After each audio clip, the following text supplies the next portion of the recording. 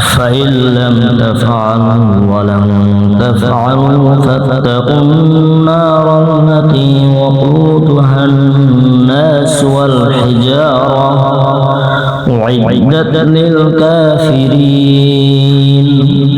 وبشر الذين آمنوا وعملوا الصالحات أن لهم جنات تجري من تحتها الأنهار كلما رزقوا منها من ثمرة رزقا قالوا هذا الذي رزقنا من قبل وأتوا به متشابها ولهم فيها أزواج مطهرة وهم فيها خالدون إن الله لا يستحيي أن يضرب مثلا ما بعوضة فما فوقها فأما الذين آمنوا فيعلمون أنه الحق من ربهم وأما الذين كفروا فيقولون ماذا أراد الله بهذا مثلا يضل به كثيرا ويهدي به كثيرا وما يضل به إلا الفاسقين الذين ينقضون عهد الله من بعد ميثاقه ويقطعون ما أمر الله به أن يوصل ويفسدون في الأرض أولئك هم الخاسرون كيف تكفرون بالله وكنتم أمواتا فأحياكم ثم يميتكم ثم يحييكم ثم إليه ترجعون هو الذي خلق لكم ما في الأرض جميعا ثم استوى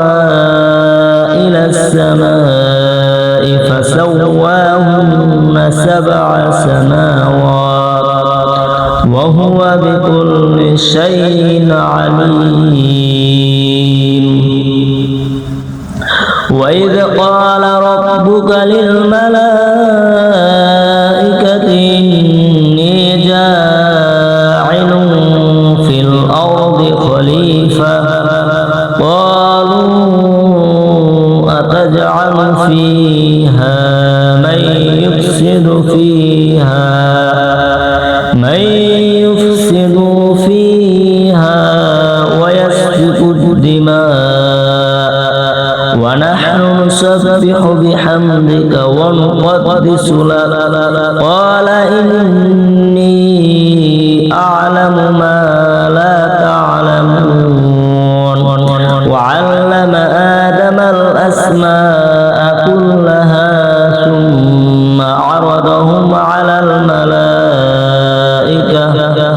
فقال أنبئوني بأسماء هؤلاء إن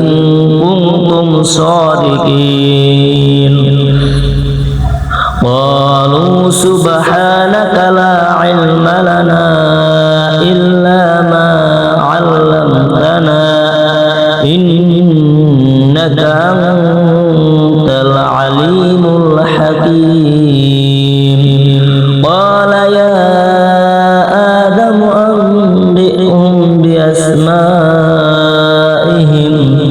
فلما أنبأهم بأسمائهم قال ألم أقل لكم إني أعلم غيب السماوات والأرض وأعلم ما تبدون وما كنتم تكتمون وإذ قلنا للملائكة اسجدوا لآدم فسجدوا إلا إبليس أبى واستكبر وكان من الكافرين وقلنا يا آدم اسكن أنت وزوجك الجنة وكلا منها رغدا حيث شئتما ولا تقربا هذه الشجرة فتكونا من الظالمين فأزلهما الشيطان عنها فأخرجهما مما كانا فيه وقلنا اهبطوا بعضكم لبعض عدو ولكم في الأرض مستقر ومتاع إلى حين فتلقى آدم من ربه كلمات فتاب عليه إنه هو التواب الرحيم الله أكبر